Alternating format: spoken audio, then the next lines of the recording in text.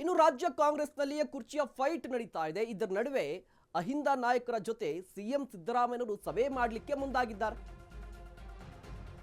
ರಾಜ್ಯ ಕಾಂಗ್ರೆಸ್ನಲ್ಲಿ ಕುರ್ಚಿಯ ಫೈಟ್ ಹೊತ್ತಲ್ಲೇ ಅಹಿಂದ ನಾಯಕರ ಜೊತೆ ಸಿದ್ದರಾಮಯ್ಯ ಸಭೆ.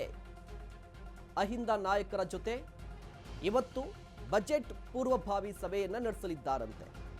ಸರಣಿ ಸಭೆಗಳ ಮೂಲಕ ಅಹಿಂದ ನಾಯಕರ ಸಮಸ್ಯೆಯನ್ನ ಕೇಳ್ತಾರಂತೆ ಸಿದ್ದರಾಮಯ್ಯನವರು. ಮುಖ್ಯವಾಗಿ ಜಾತಿ ಗಣತಿ ವಿಚಾರಕ್ಕೆ ಸಂಬಂಧಪಟ್ಟಂತೆ ಮಧ್ಯಾಹ್ನ 12 ಗಂಟೆಗೆ ದಲಿತ ಸಂಘಟನೆಗಳ ಜೊತೆ ಮೀಟಿಂಗ್ ಇದೆ. ಸಾಯಂಕಾಲ 4 ಗಂಟೆಗೆ ಹಿಂದುಳಿದ ವರ್ಗಗಳ ನಾಯಕರ ಜೊತೆ ಮೀಟಿಂಗ್ ಇರುವಂಥದ್ದು. ಸಂಜೆ 6 ಗಂಟೆಗೆ ಅಲ್ಪಸಂಖ್ಯಾತ ಮುಖಂಡರ ಜೊತೆ ಮೀಟಿಂಗ್ ಇದೆ. ಮುಖ್ಯವಾಗಿ 3 ಮೀಟಿಂಗ್ಗಳಿರುವಂಥದ್ದು ಇವತ್ತು. ಯಾವ ಮೀಟಿಂಗ್ಗಳು ಅಂತ ಹೇಳಿದ್ರೆ, ಮೊದಲನೇದಾಗಿ ದಲಿತ ಸಂಘಟನೆಗಳ ನಾಯಕರ ಜೊತೆಗೆ, ಅದಾದ ಬಳಿಕ ಹಿಂದುಳಿದ ವರ್ಗದವರ ನಾಯಕರ ಜೊತೆಗೆ, ಅದಾದ ಬಳಿಕ ಅಲ್ಪಸಂಖ್ಯಾತರ ನಾಯಕರ ಬಳಿಕೆ. ಯಾವ ವಿಚಾರಕ್ಕೆ ಅಂತ ಹೇಳಿದ್ರೆ, ಇದು ಪೂರ್ವಭಾವಿ ಸಭೆ, ಬಜೆಟ್ಗೆ ಸಂಬಂಧಪಟ್ಟಂತೆ ಪೂರ್ವಭಾವಿ ಸಭೆಯನ್ನು ನಡೆಸ್ತಾ ಇರುವಂಥದ್ದು ಸಿದ್ದರಾಮಯ್ಯನವರು. ಅದೇ ಕಾರಣಕ್ಕಾಗಿ ಈ ರೀತಿಯ ಸಭೆಗಳನ್ನು ನಡೆಸ್ಕೊಂಡು ಹೋಗ್ತಾ ಇದ್ದಾರೆ.